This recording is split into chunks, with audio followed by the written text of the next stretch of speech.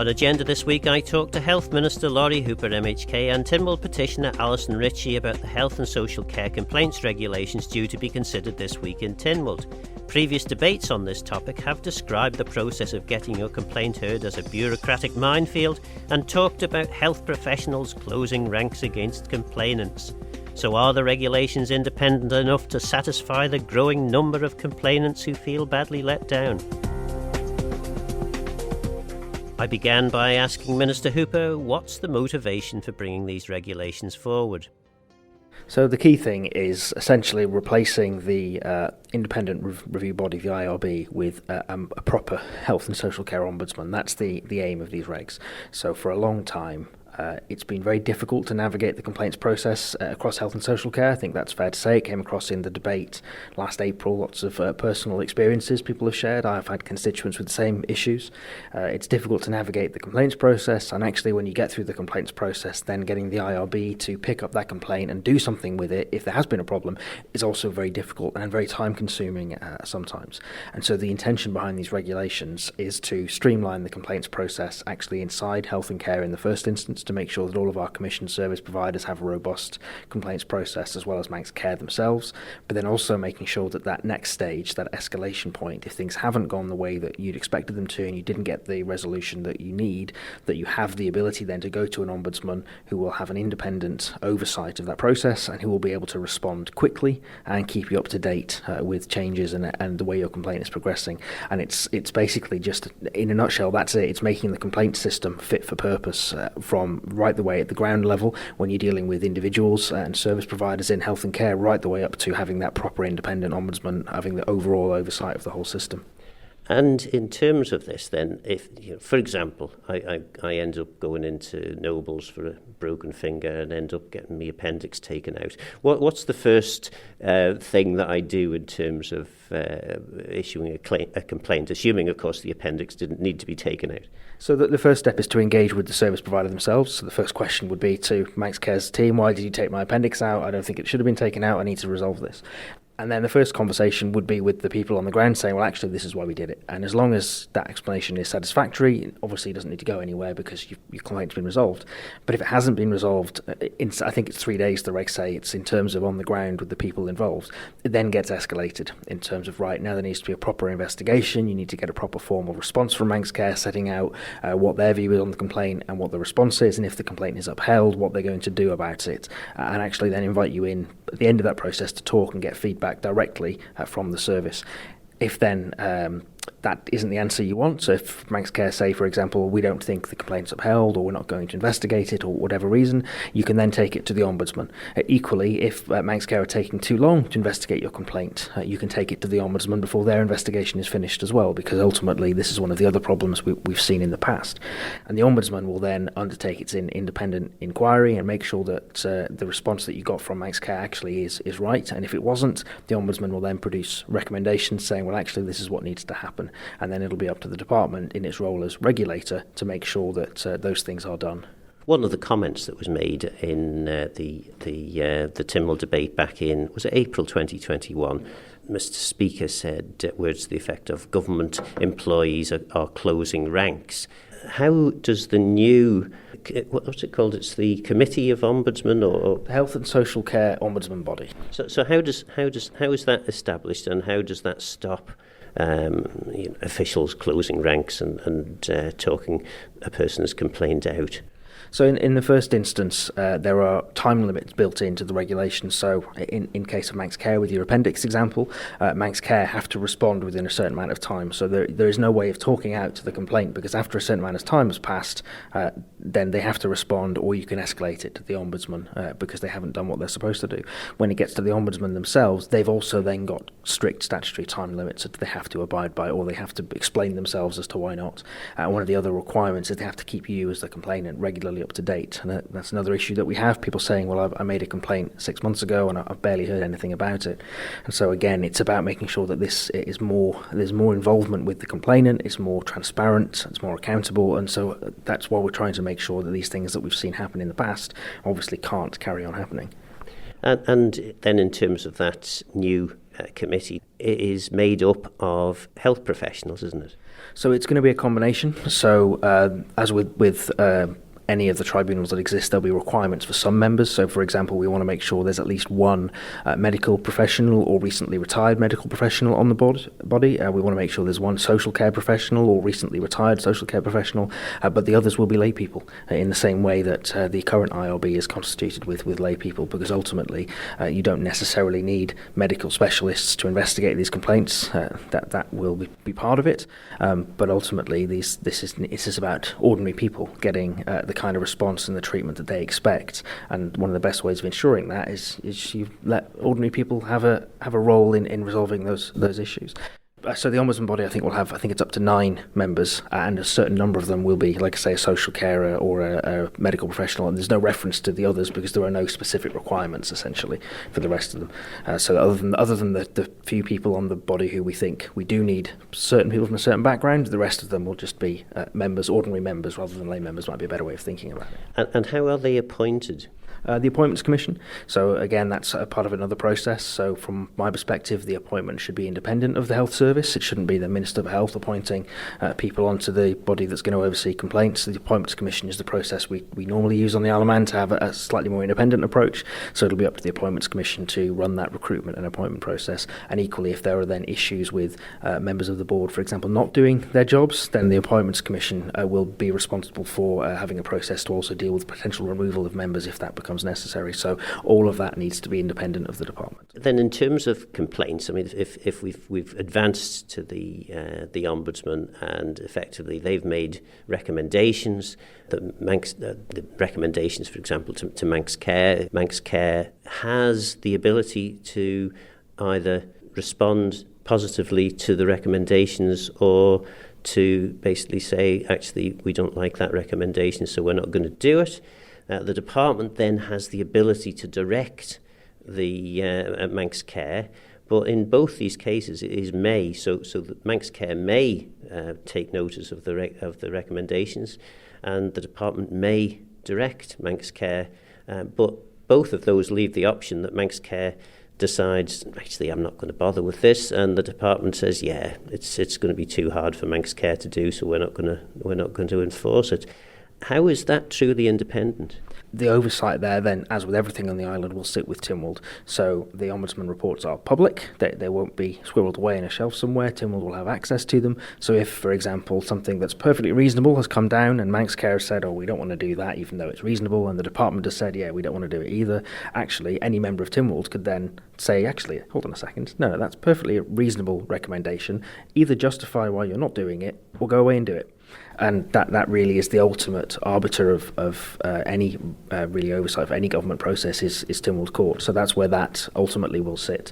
From my perspective, everything that I have seen about Manx Care, everything that we're seeing in the department, that I am not expecting that to occur. The culture is very much one of learning and engagement, and actually if there are issues and errors made, we need to acknowledge those and we need to sort them.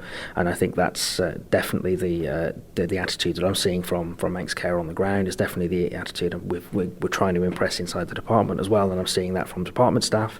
So I would be very surprised if we ended up in a situation where a reasonable request or requirement from the Ombudsman turned out not to be implemented. I suspect what's more likely is there'll be disputes around timescales. We need you to do this now versus it's going to cost a lot of money and it might take 6 months. I think that's where you're more likely to see a bit of friction, but ultimately it's the department's job as the regulator to make sure that these things happen, and it's the department's job then to be accountable to Tynwald for things like the timescales for delivery and speed and cost. All of that ultimately comes back to Tynwald, where ultimate accountability will sit. And why are we in the mess that we're in? I mean, we've been talking about this for well over a decade now, about the need to introduce proper complaints procedures. This all appears to me, having read through this and also noting the rush in which the primary legislation was pushed through, so that at least these regulations could be brought forward. It does appear as a kind of firefighting acts of desperate people who really don't have enough time to do the day job. Is that a fair assessment of what has been and perhaps even what still exists with the department? No, I don't think so. I think what happened with the the legislation itself was the original advice that had been had was, no, you've got the power to do this, it's fine. It was only at a very late stage the advice changed and said, actually, no, we don't think you do. And that's what occasioned the kind of rushed process for the legislation itself. The regs themselves have been in development for quite some time. The draft versions have been on the Register of Business for, I think, about 10 weeks already, so there's no rush at all trying to get these through. It's just when you have a timetable that Tynwald has given you, and I mean, Tynwald originally expected this to be done by the back end of 2021 rather than a year and a half later, and so it's been a more complex process, I think, than was originally envisaged. But no, why we've got here, personally, I think that's cultural, and I think it's cultural amongst your political leadership rather than further down, because it does filter. They say leadership starts at the top, and culture starts at the top, and ultimately I think that's the problem we've had in the past, is we haven't had perhaps politicians willing to acknowledge we've got issues. And so rather than a culture of saying, actually, you might have a point here, there could be a problem, let's try and fix it, there's perhaps been a culture of saying, there's nothing to see, there isn't a problem. And I think that's really what's changed. You've seen that start to change over the last 5 years. I'd hope that's what people are seeing now from the current government, is actually, if there are problems, hold your hands up, let's fix them. And I think that's where we're coming from as a department, at least, is being much more open and much more transparent about some of the challenges that we're facing, that the healthcare system is facing. And most of these aren't new. We all know and know there have been problems with health and care on the island for a very long time. These things are coming out more into the open now because of the way we're dealing with things and because of the way we're trying to resolve the issues. And so I'm expecting this to carry on, if I'm honest. Rafts of things popping out of the woodwork that says this is a problem. But the message I'd like to get across really is, I'd be very surprised if these things are new. It's almost always going to turn out to be something that's been building for a long time, or issues that have previously been there and just haven't been addressed. And I think this is one of the things we're trying to resolve with this more robust complaints process, is bringing some of this more out into the open to give people confidence that when they do make a complaint to any health and care provider on the island, that their complaint will be dealt with properly, appropriately, and there will be a resolution and there will be an improvement at the end of the journey. There are at least 4 pieces of legislation. I think I even read a reference of up to 8 pieces of legislation in relation to this that are on the Tynwald Order paper. Just from your personal perspective, how long does it take to read all of this, to fully understand it and to ensure that it's right? It is a lot of work. I'm not going to deny that. I think there are 5 regulations on the July order paper. There were 3 that we did back in June, and that's after doing the bill as well. It has been a big piece of work. I mean, luckily, a lot of the regulations are copies of each other, so we're essentially setting up the same process for health and for social care and for children's services. So you've got 3 sets of regulations which are, for all intents and purposes, the same, just pointing towards different bits of legislation. It's something we're going to try and tidy up as part of the NHS reform work in I think 2024 is when we're planning to do that. And the idea there is to simplify the primary legislation. But from an end user's perspective, they're not going to need to sit through and trawl through all the regulations to understand how the process works. All that is going to be very clearly laid out in guidance, and there'll be assistance as well to help get through the process. So I'm not expecting members of the public to go through and read everything that we've prepared. I don't think that's reasonable. But from Tynwald members' perspective, you're right, there are 5 quite large bits of regulation from health in respect of complaints, but there's 52 items on this month's Tynwald Order paper. So 5 is a small drop in the ocean, I think, compared to the total amount of work that you have to do every month for a Tynwald sitting.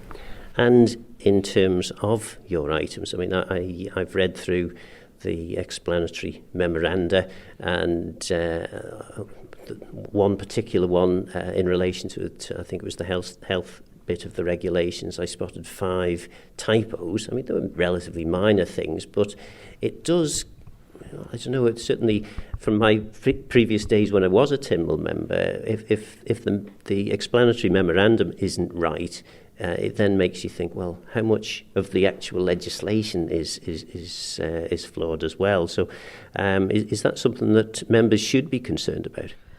Not really. I mean, it's quite a common refrain, I think, that you find is people see typographical errors, and that immediately then that's what you focus in on. And it's never been too much of an issue as long as those errors don't affect the operation of the legislation, then there's no real issue. And actually the Interpretation Act, I think, or the Legislation Act, allows you to correct typographical errors in documents without needing to re-go through the whole process again. So there are mechanisms in place to kind of catch that. But it may very well be that we've put 1 or 2 typos in the explanatory memos intentionally to try and encourage Tynwald members to read the documents and read the regulations and come back to us with queries. But no, I'd hope that if there is anything in there that we haven't managed to pick up as part of the process that we've gone through, that Tynwald members would be able to highlight that to us as they do their own independent scrutiny work, because ultimately what Tynwald approves has to be right. And I'm more than happy to make corrections and things if there are errors in there. I'm not going to stand on ceremony here. If someone points out a problem, we'll fix it. But that's ultimately the purpose for publishing these documents for such a long time in the public eye, and to also publish them for Tynwald members to read and approve, because that sense check, that second pair of eyes, is always a good thing. That was Health Minister Lawrie Hooper MHK. Alison Ritchie presented a petition to Tynwald earlier this month about the complaints procedure. I asked her what motivated her petition. A couple of reasons, really. The most important reason is that I've been through the complaints process. I've been through local resolution, and I've also been through the IRB process, and I recognise within those processes there were some fundamental issues. A vote went through Tynwald in April 2021 which recommended changes that had already been, a lot of them recommended back in 2006, and DHSC had effectively sat on these changes for 16 years. My complaint related to the death of my mother. I still don't have resolution in relation to that, and I never will, but I believe I might get some resolution in making sure that no other family goes through a complaints process like I went through. In relation to the debate in April 2021, talking about members of the medical profession closing ranks, it was a minefield to try and wade your way through the whole complaints procedure. One member who's not connected to me didn't know my story, but they stood up, and can I just read this to you, because I want you to understand just how serious this is. The Tynwald member said, "But in my experience for constituents and myself is that you end up giving up because you know it is a completely internal process and there is no fairness in the system for the voice of the individual complainant. I have seen people, constituents, who are virtually at the brink because of the way they have been treated by the process. That's not a complaints process. That is torture, Mr. President." That was Julie Edge. Yeah. And I'd like to thank Julie Edge for putting it on record just how toxic the health complaints system can be for some individuals. We've heard earlier in the programme from the Minister. The Minister claims that the items going to Tynwald this week will fix this problem for you. I mean, the legislation allows for the establishment of a committee, the Ombudsman Committee, I can't remember the exact title of it now, that will be appointed by an external process. It won't be anything connected to the department. It's the Appointments Committee, which is a separate committee, not a government thing. So the Ombudsman Committee will be independent. They will then review the situation. Surely that's a good step from where we've been. The regulations bring in some fundamental principles that are already going on in England and Scotland. Rights to meet complainants,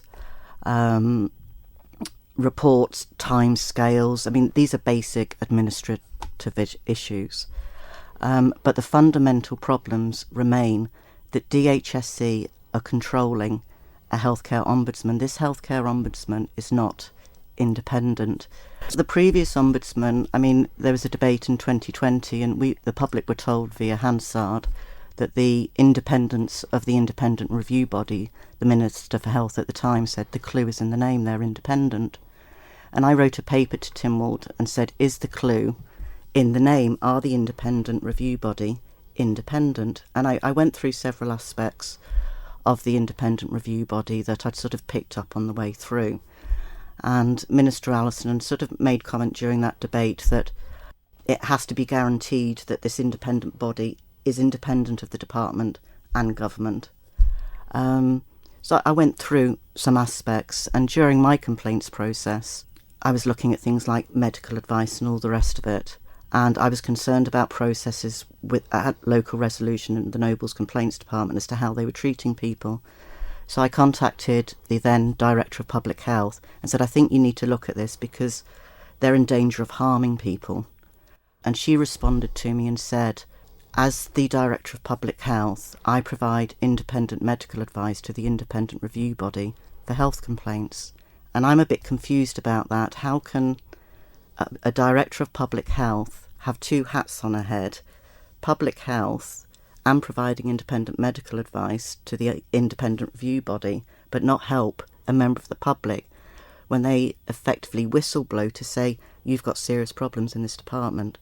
But she can't balance a third hat. The Minister would say, he would point to the regulations in which it is clear that the new independent review body, the Ombudsman committee that's being set up, will have at least two professionals, one registered healthcare professional, one registered social care professional, none of whom are connected to any direct employment on the Isle of Man with the department or with Manx Care. So there is a degree of independence there, surely.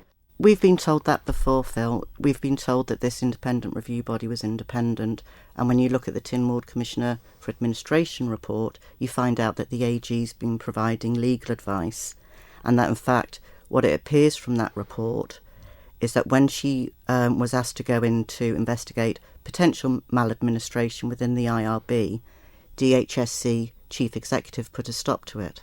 And the Tynwald Commissioner for Administration, they said they'd taken legal advice from the AG. The AG, it didn't answer her questions, and she decided to walk away and be pragmatic. And I'm asking, would that be a right decision from a member of the public's point of view? Why wouldn't she go in and get her questions answered? Why wouldn't she investigate further? She's got powers for contempt. She can take matters to the High Court. She's got powers for obstruction. This Health Ombudsman has got none of those powers whatsoever. We have to rely on them putting a report on their website that doesn't go direct to Tynwald members like it does in the UK. You know, they report direct into Parliament. This Ombudsman reports into DHSC, who can hold on to those reports, those annual reports, for as long as they want, because the annual reporting they've brought in for Manx Care is effectively 4 months after the period end, which is the end of July, and for the new Ombudsman body it's 31st of August. But DHSC, it's a bit like letting a fox into the chicken coop. The annual reporting to Tynwald, there is no time scale on it, and previously DHSC have held on to those reports, and their attitude towards, and it's detailed in my petition, I questioned why they weren't filing annual reports, because the current legislation says DHSC must file an annual report and lay it before Tynwald.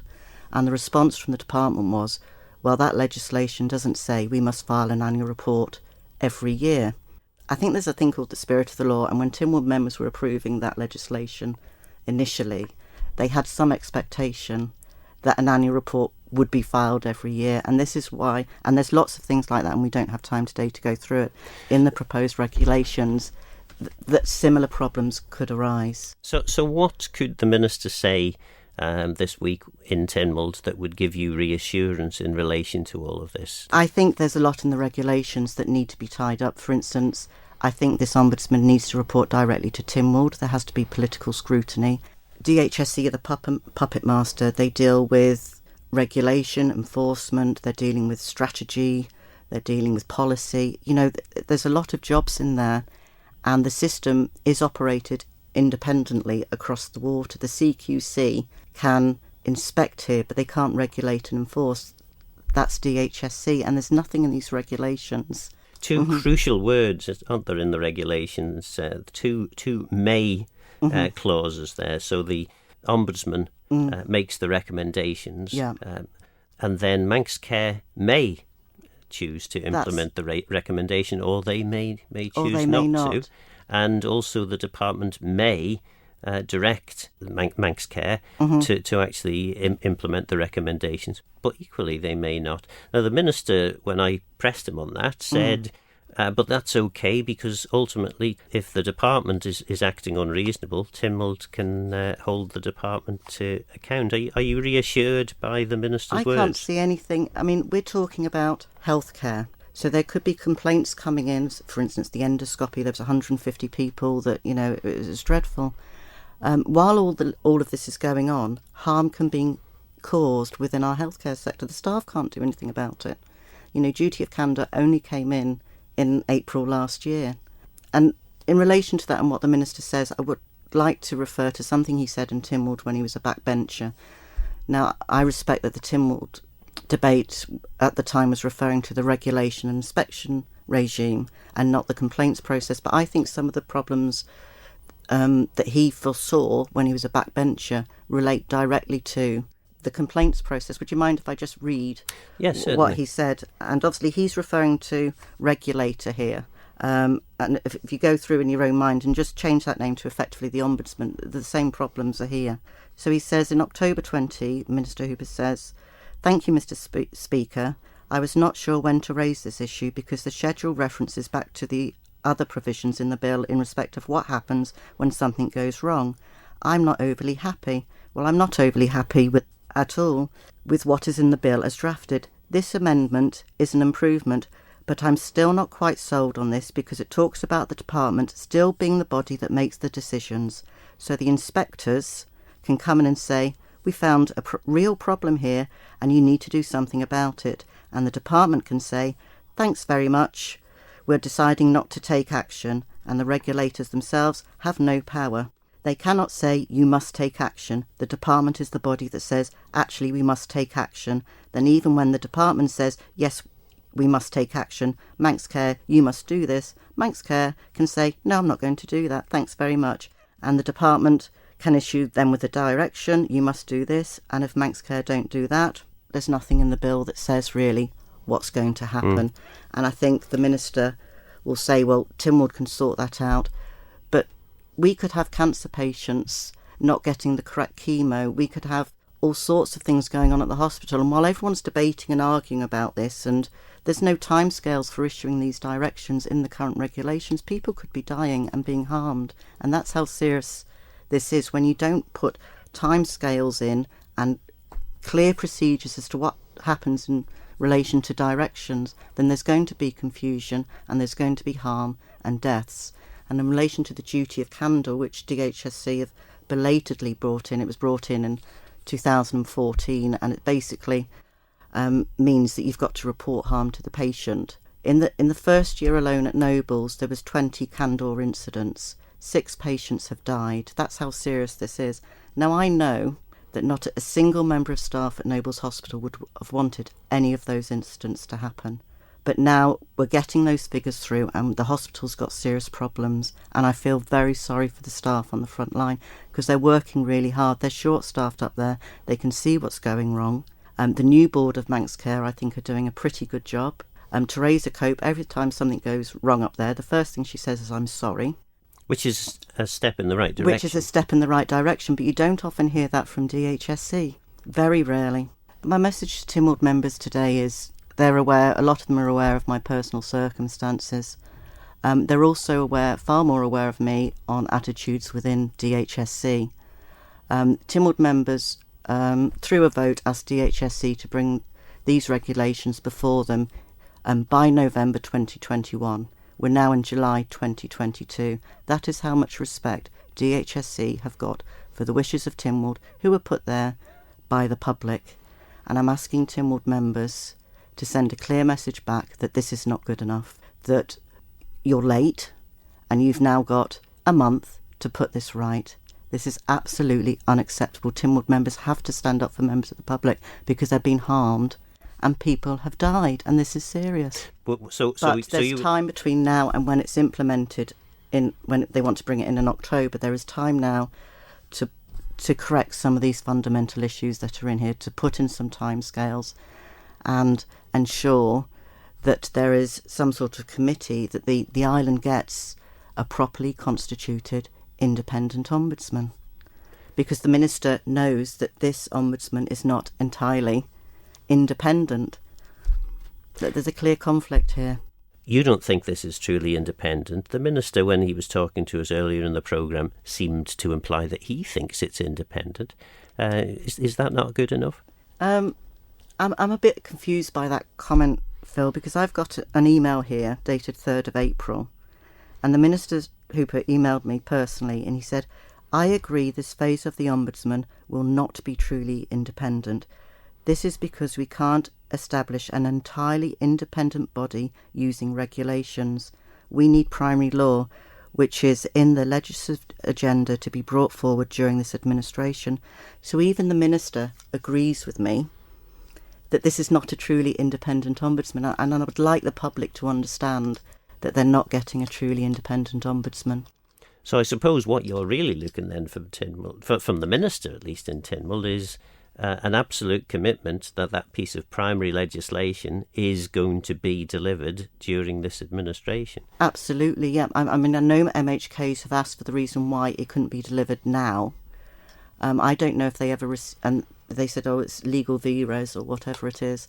But I don't know if any MHK has pushed to see a copy of that legal advice to say it can't be done now. Why can't it be done now? Why can't he tell the public why this couldn't have been done 16 years ago?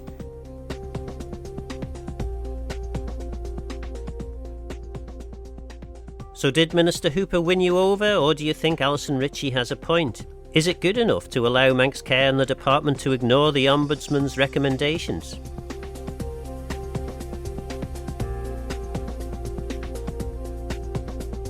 Please get in touch with philgorn@manxradio.com and let me know your thoughts and views on the programme.